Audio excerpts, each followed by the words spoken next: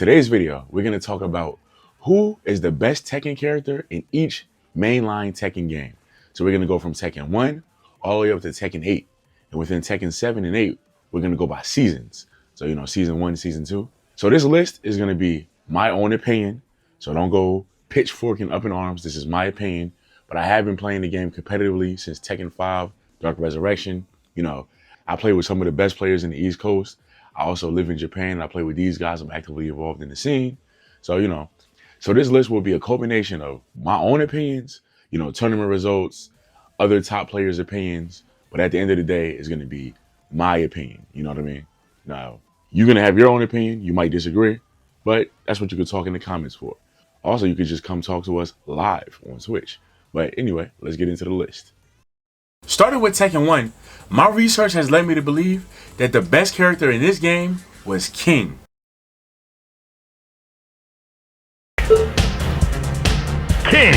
So King in this game had one of the best moves ever made in the Tekken franchise. Down forward 1. King's down forward 1 was plus 93 on block. That's right. Plus 93 on block. And it's staggered on block, and you could get a follow-up combo for like 40 or damn near 50% life. So King's basic game plan was down 4-1, and if you get the hit, you get some damage. But if they blocked, then you get a stagger follow-up combo, and you could take 40 or 50% life. And you could kind of just run this game plan, backdash, throw, and then just kind of down 4-1 your way to victory. Here's an example. Oh, block. You're dead.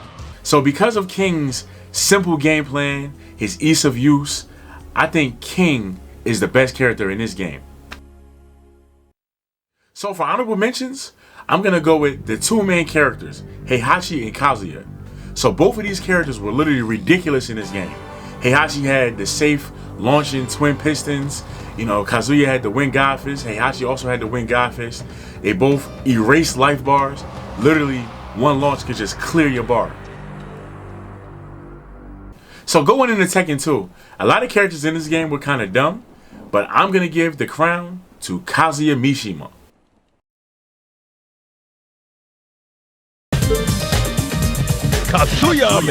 Kazuya in this game had big damage, he had a mid wind god fist, and he had a safe launching twin pistons. So the thing that set him apart though was the misstep. So if you're used to Kazuya in the current versions, you might know the misstep is when you press forward and he do a little step. In Tekken 2, he was the only character with a sidestep because of the misstep. So Kazuya had exclusive access to sidestepping abilities. Because of his damage, his insane movement options, and his overall moveset, I'm going to give Kazuya the crown as best in Tekken 2. But honorable mentions can go to kind of a lot of characters in this game. You got Bruce with one-touch kills. You got King. You got Wong. You got Armor King, Heihachi, Paul. Like, many characters in this game were kind of crazy. But I still think that Kazuya reigns supreme. So now we move on to Tekken 3. And this is the Tekken that kind of ascended Tekken to like the next level. Kind of pushed it out there like, this is Tekken. So in this game, we're going to give the crown to Ogre. That's right, the boss character of this game.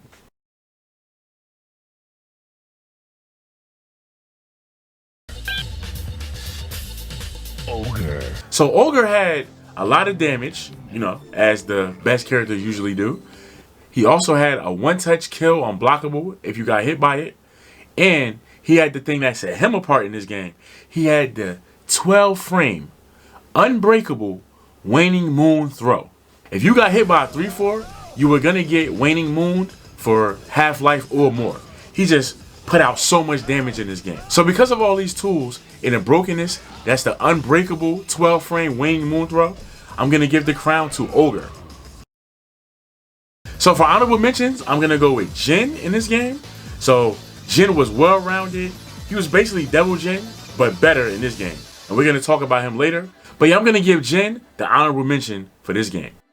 And now we move on to Tekken 4. And this game changed up a lot of things, right? You can move in the foreground, the background. We got wall damage and stuff like that.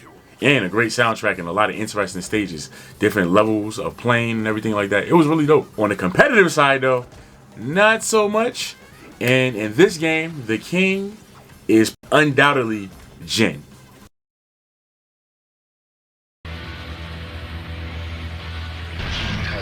So Jin, Mans was a beast. Mans had electric wind hook fist. He had hell sweep that could go for damage or for Oki. And he had the parry. And of course, he had probably the most broken string in Tekken history. And this is the laser scraper. So the special thing about this laser scraper is that every hit was delayable, but it also had an unblockable just frame. And that's what set Jin apart in this game. You could do 2-1, and then laser scraper was uninterruptible. So you had to just hold that. And of course it's unblockable, so you can't block. It was just crazy. But that's not it, right? Jin also had frame advantage on his pokes. His 2-4, which is a 10 frame punisher, you got a guaranteed down 4. So you get 39 damage for a 10 frame punish. And let's not forget, Hell Sweep did not.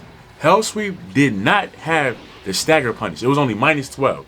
So you could spam Hell Sweep as well. So I mean, with all of these tools, Jin was probably undoubtedly the best character in this game. Jin was just a monster in this game. This might be the best overall Tekken character ever made. For honorable mentions, I heard Steve, but I'm not too sure. I mean, you guys got to let me know about that one. So now we move on to Tekken 5.0. And in this game, I think it's universally agreed that Steve Fox was the best character in this game. In fact, 5.0 Steve Fox is in contention for one of the best Tekken characters ever made. Steve Fox. So Steve Fox had a lot of things that made him ridiculous in this game. But we're going to start by talking about his infinite combo. So Steve had 3-1-1. Now he had a hidden move version where if you press and hold 3 and then do 1-1, it leaves a big stun. And that stun allows you to do an infinite combo. So you do one big 3 sidestep, you do 1-1, you do the hidden move version, and then you just get an infinite combo and you just win. So literally sidestep to GG. That was the combo. Sidestep into GG. If Steve got a sidestep, he literally just cleans your life bar. So that's not all. Mans also had an 8-frame jab. Because, you know, why not, right? Back 1 in this game also had a guaranteed flicker back 2 follow-up. Steve had a launching normal hit down forward 2 in this game as well. Steve also had really good punishment in this game, which is much different from the iterations of Tekken that you might be used to if you're not an older player. So Steve had really good punishment. He had big damage. He had a practical infinite. He had great pokes, great frame data. He was just an overall monster in this game. Like I said, in contention for one of the best Tekken characters ever made. So with that being said, I'm going to say the king of Tekken 5.0 was Steve Fox. So for honorable mentions, Tekken 5.0 had a lot of offenders. Those including Nina. I heard Raven was kind of crazy. Devil Jin was kind of crazy. So that's just to name a few of the characters. But Tekken 5.0 was kind of wild. It was like the Wild Wild West. Do you like Tekken and you want some Tekken inspired merch? You might have noticed I got this cool Kazuya shirt on. So this piece is actually hand drawn by me. And you can check out the merch store in the links down in the description below. Get yourself one. There will be more characters coming. So we got the normal Doria t-shirt right here. We have the New York inspired version right here. Check it out. Support the channel. Check the links in the description to check out everything related to us, the Twitch, the YouTube, the TikTok, and everything else we got going on. Join the Discord, come talk with us, and let's get back to the video. So now we move on to Tekken 5 Dark Resurrection. And for me, this happens to be my favorite Tekken game. This actually is one of my favorite fighting games ever made. So this is the pinnacle of the series to me. The music, the movement, top tier Mishimas, the skill gaps. Like, this game had it all.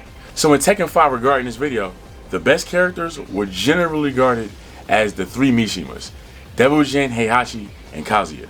So in Japan, they lean towards Heihachi being the best, and in Korea, they lean towards Devil Jin being the best, with Kazuya being third, usually.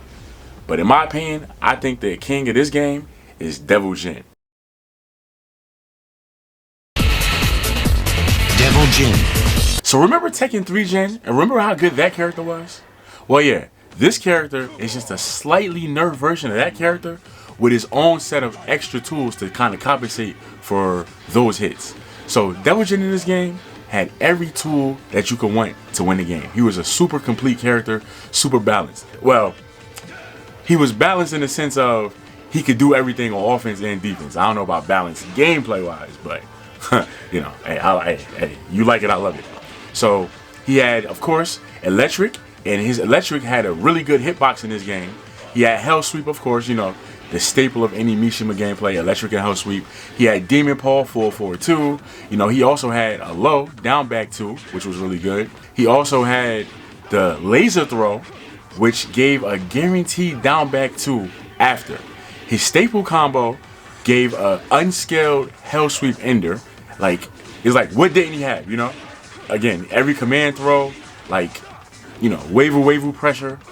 The character was ridiculous and mad fun if you could actually do it. And that's another thing. It took skill to do. That's why it was so dope. And that's why you enjoyed, or that's why you could enjoy watching, you know, high-level Mishimas going at it. Because you know what it take to, like, get to that level.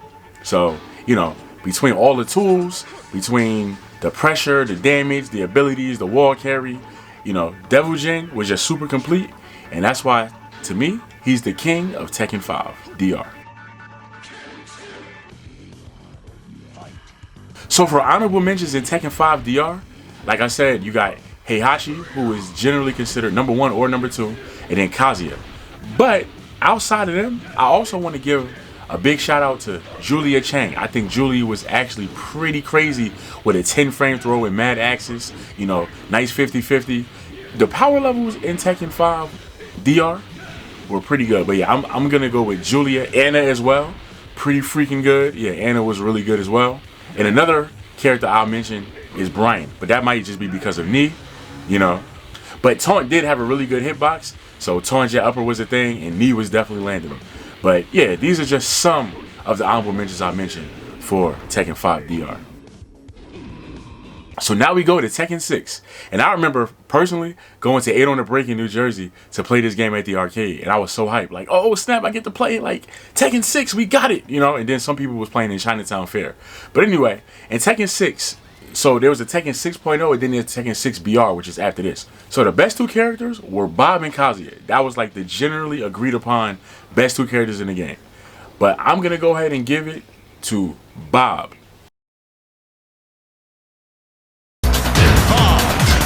So Tekken 6.0 Bob was pretty crazy. Not on the lines of like Tekken 5.0 Steve or Tekken 4 Jin, but for this game, this character was pretty ridiculous. I mean, he had all the tools you need. Like, he basically had no weakness in a game where other characters had clear weaknesses. So his pokes were crazy, his damage was crazy, his mix-ups was crazy, so he had a wave dash. And the thing is, Bob was really easy to play. So you had an easy character, and the ease of use also resulted with practical, easy wins. So the character had, to me, not a good combination. Like, the very easy to play and then super rewarded playstyle. I don't think that's really a good combination.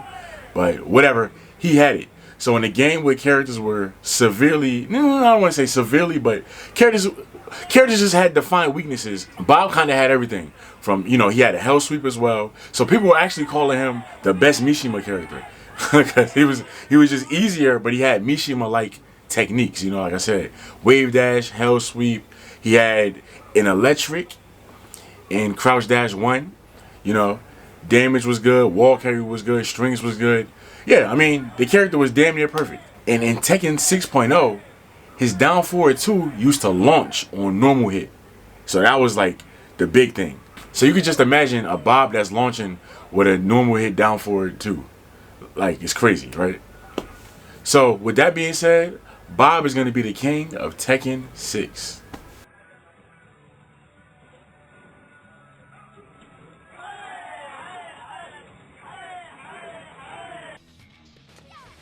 So for Tekken 6 honorable mentions, earlier when I first introduced the Tekken 6 section, I mentioned Kazuya.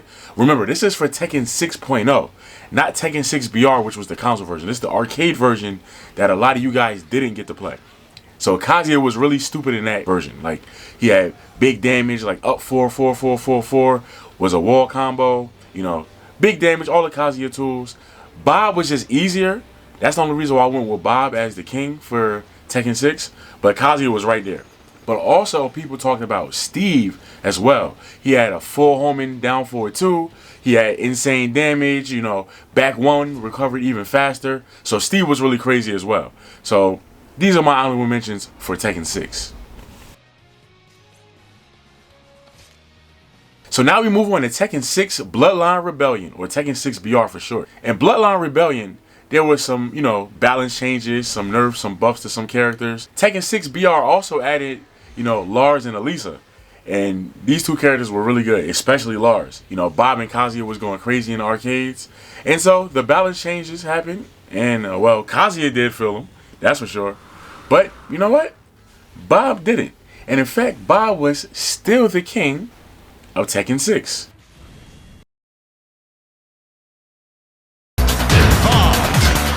So in Tekken 6.0, Bob was slightly nerfed. So down forward 2 no longer launches on normal hit. So it only launched on counter hit. But he still had every other strength that he had from 6.0. You know, great pokes, great range on his pokes, great damage, wall carry. You know, he still was the best Mishima. You know, hell sweep, wave dash, electric, quote unquote, electric. You know what I mean? He didn't really get changed too much outside of the down forward 2 not launching on normal hit. And again, this is a game where a lot of characters had defined weaknesses, and Bob just kind of had everything that you could ask for. You know, so once again, Bob stayed the king of Tekken 6 Bloodline Rebellion. So for honorable mentions in this game, I'm gonna say Bob. No, I'm joking. But honestly, it was Lars. So if Bob wasn't the best character in this game, then it was Lars, who also had the very easy to play, very effective to win with archetype. So Lars was actually my main in this game, him and Devil Jin. But Lars was ridiculous. You know, down forward 2 on counter hit into a combo, big damage, big wall carry, you know, great mids. So if it wasn't Bob, then Lars would be the best character in my opinion. But Bob is in the game, so, you know, it just goes that way. But yeah, that's my honorable mention. We got Lars. And now we get into the Tekken that a lot of you guys started with, which is Tekken 7. So we're going to do it by seasons. So we're going to go Tekken 7 Season 1. And in this version, the king was, to me, Dragunov. Sergei Dragunov. So Dragunov in Tekken 7 Season 1 was very annoying and very effective. You know, down 2, running 2 pressure, you know, very easy gameplay. You know what I mean? It was Sergei, Jack, and Kazumi. Like, the very simple playstyle, you know, force pressure, really simple, you know, low poke, mid checks. Like, this playstyle was really effective in Tekken 7 Season 1. And Dragunov really excelled at this gameplay, as well as a lot of top tier players using the character and a lot of people winning. You know, we got Nobi, JDCR, just to name a few. So yeah, Dragunov was really solid. You know, he had every command throw, especially when the system changed where you needed to do the specific break on a command throw, but the generic throws could be broken either way. So Dragunov had the complete throw kit, 1+2, a 1 throw, and a command 2 throw. So Dragunov had it all, man. Really good character, and my pick for the best character in this version. Wow, getting into the danger zone. Oh, he wasn't ready. Third hit. You rarely see that extension. And look at that, JDCR is up. So for honorable mentions in Tekken 7 Season 1, I'm going to give it to Jack and Kazumi. So JDCR and Saint was kind of running the game in the early, you know, Echo Fox Boys, that early Tekken 7 Season 1. But, you know, again, Dragunov, Jack, and Kazumi as well. I'm going to throw her in there. The simple game plan, the, you know, just the poke down for 1, just mid check, low pokes. The really simple game plan was kind of the most effective playstyle. And the other character, the World Championship character, Devil Jin, I'm going to put him in there as well. I think he wasn't the best because he was harder, but then again, he might have more upside when played like at the maximum level. Either way, Devil Jin, Kazumi, and Jack is the other characters I'm going to give for the honorable mention.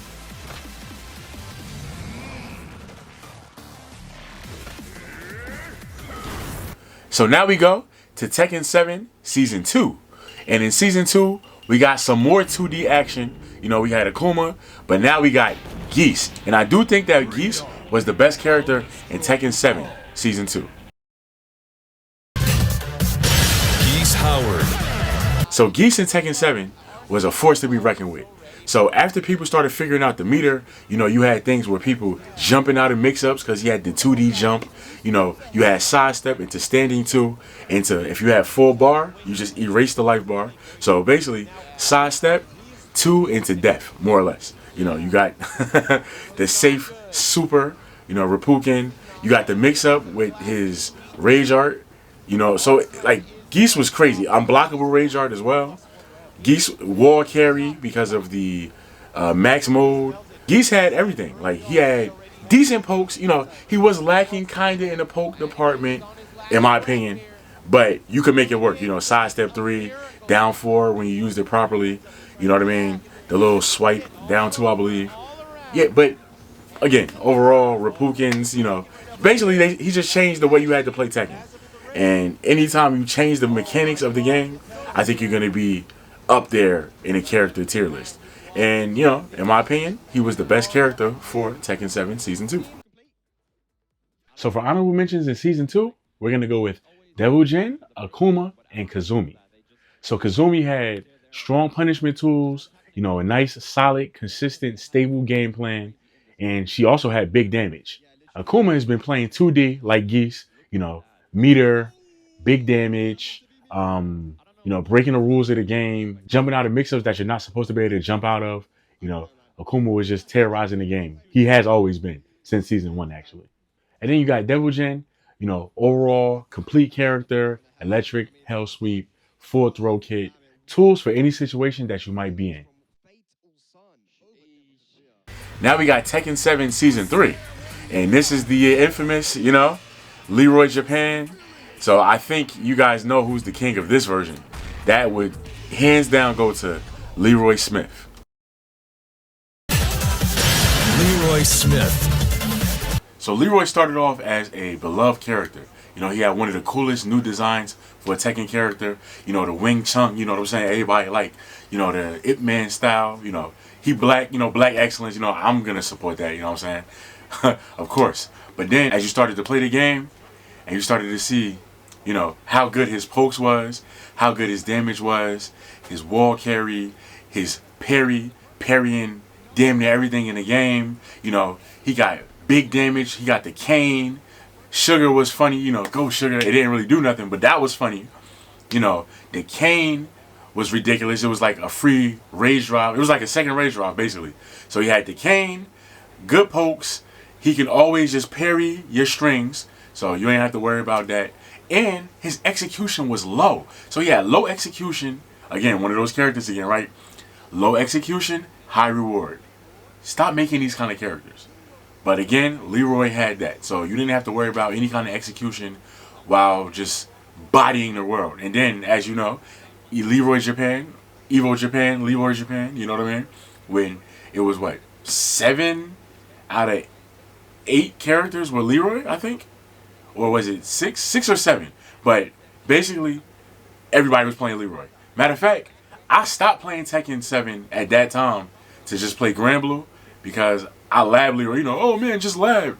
I'm like, all right, I'm going to lab him. And I labbed him and said, yeah, no, I'm not going to beat this character. I'm good. So, yeah, Leroy was ridiculous. And he terrorized the game, man. Like, it turned Tekken into like kind of a joke at that point in time. So, you know, Leroy was undoubtedly the best character in the game. He might also be up there in contention for one of the best Tekken characters ever made.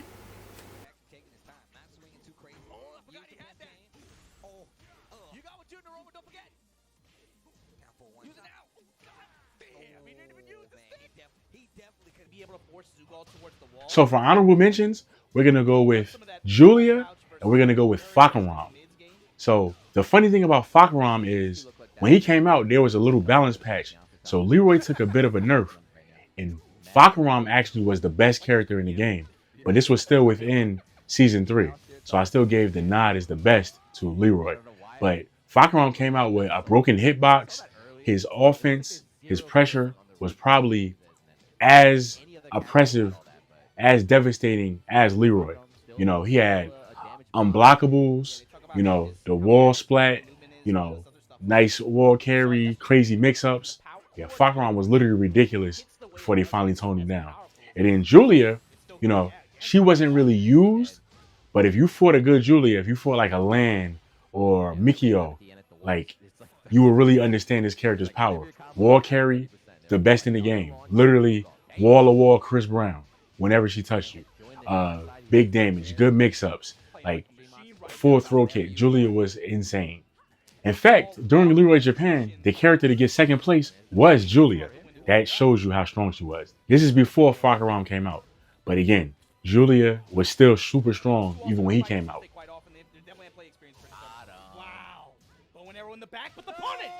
So in Tekken 7 Season 4, we're going to go with Feng Wei. See ya! Feng Wei. So Feng Wei in Season 4 got a lot of improvements from Season 3. So, you know, Season 3 added the down back 3 counter hit with the follow-up. So now Feng Wei's combos were adjusted in Season 4 to make him basically more of an overall complete character, you know, and a lot of people started picking him up. You know, Feng Wei's execution was never really that difficult, and he already had a lot of good tools. You know, his pokes were already good. Now he has way better wall carry, and he even got some damage buffs. And like I said, you know, you started to see him everywhere. Like everybody started picking up Feng Wei. And yeah, you know, Feng Wei was kind of running the game for a little bit. So for honorable mentions, we're going to go with Zafina and we're going to go with Kunimitsu. So the game at high level became a Kunimitsu, Zafina, Feng Wei kind of triangle, you know, with Arslan Ash, you know, kind of backdashing away with Kuni, you know, Al picked her up. A lot of people picked up Kunimitsu and Zafina. So me living in Japan, I seen how a lot of the Japanese players started to gravitate towards these characters. You know what I mean? Kagemaru ended up with Zafina. G went with Zafina. Like I said, you got Al went with Kunimitsu. B-Kun went with Kunimitsu. So a lot of the Japanese players were also running this meta. So I might be a little more biased towards there. But I still got Feng Wei as overall the best character because I felt like he was the most oppressive and the most complete. But, you know, people will argue Zafina or Kunimitsu, and you wouldn't be wrong. And also, let's not forget Akuma. Akuma's always still in the mix. Akuma's never to be counted out. So now we come to current times, you know. The year is 2024. We've been waiting a long time. Brand new Tekken, and it's released. Now we got Tekken 8. So Tekken 8, you know, there's been mixed bag of reviews on the game. I think it's fun, you know, I like it. It's kind of cool. But let's talk about who the best character is. And in this game, I think it's kind of undoubtedly Sergei Dragunov once again. Sergei Dragunov. So Dragunov. Boy, do I hate Dragunov. This character is super complete in this game. You know, the new moves that he got, like the command throw at the wall, the freaking heat smash, that's just plus, the unbreakable tackle after, you know, the down two is still a thing. The running two is made easier because of the Tekken 8 system change. You know, so the pressure is easy, still got every throw. So it's like, bruh, this character is just crazy. You know, what can't he do? And you'll be hard-pressed to find any major tournament that's worth anything to not have a Dragunov in the top 8. If not multiple Dragunovs in the top 8. So Dragunov has just been terrorizing Tekken 8 since the game came out. He's even been nerfed, and he was still number 1, and he got nerfed again. And some people say he's not the best now, but he's still top 3 if he's not the best. So, you know, Dragunov just been owning the game. So for honorable mentions in Tekken 8, I want to mention that we got Nina, who some people think is actually the best character, especially now as of the recent patch.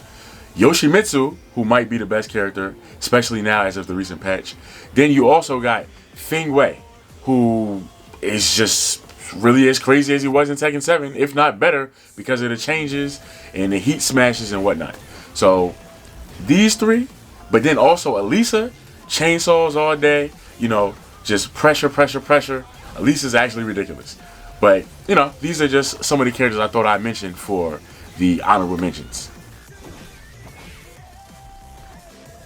So now we move on to Tekken 8 Season 2. And now in this game, we're going to go with the newest DLC character, Anna. Anna Williams. So Anna returns in Season 2, and she's here with a vengeance. So, you know, Anna still has her mix-ups. She got bazookas now. You know, she has a safe low. You know, like, and it's kind of crazy. The mix-ups go insane. And a lot of the Pakistan players are saying, you know, Arslan and Atif, they're saying that Anna is secretly broken. But I don't know if it's a secret anymore. Like, a lot of people are starting to use the character. You know, Atif won Evo with the character.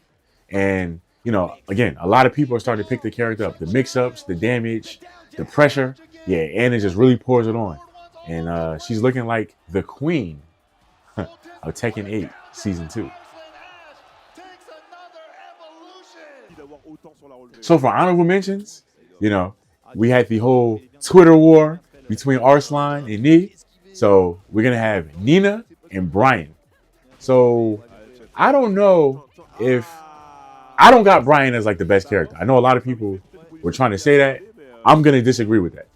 But Brian was really freaking good. You know, still got unblockable taunt at upper. Big damage. You know, Brian's damage is ridiculous. And then Nina has amazing wall carry. She has great damage as well. You know, a lot of the tools, good poking tools. Like, Nina was great still, you know what I mean? But, you know, people were arguing between Nina and Brian. So it was funny to watch the Nee Arslan online debate. But overall, Anna was still the best. But these two were, you know, second in line. And with that being said, hope you guys enjoyed my picks. So let me know in the comments, who are your picks for the best character in each Tekken game? Do you agree? Do you disagree? Let me know what you think. Also, check us out live, you know, walking around Japan or playing fighting games on the Twitch and Kick page, twitch.tv/ftwilight, kick.com/ftwilight. Check all the links in the description.